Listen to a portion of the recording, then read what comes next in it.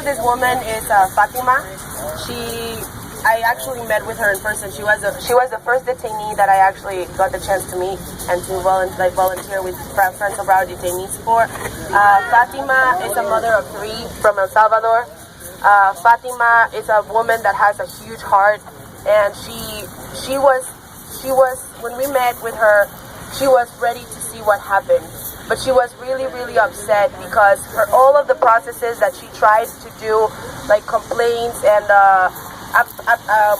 appeals of her case, and trying to stay here, or trying to get back together with her husband, because her husband and her were detained.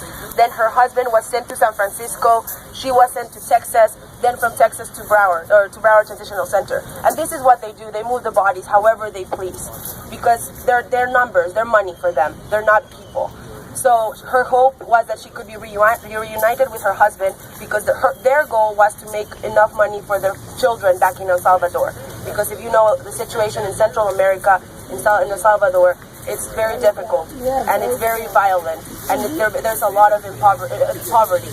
So she was really, really happy to continue to do the process, but she was also upset that none of the processes were working.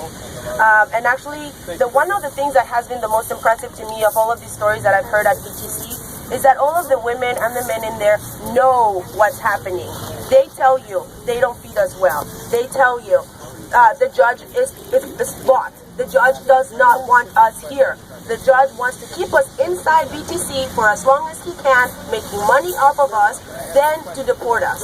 So these women are aware of the situation within this GEO facility. And that to me was the most impressive. She told me, none of my appeals will go through because I know the judge is bought and he just wants me here.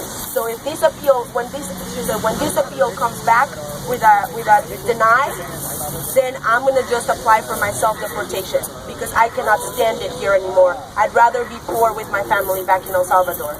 And that's where she is today. And she shared the story, I couldn't find it, but I met with her. So because of her and people like her, and for everybody else that their lives are being used for profit, that's why we're here. That's why GEO must go down.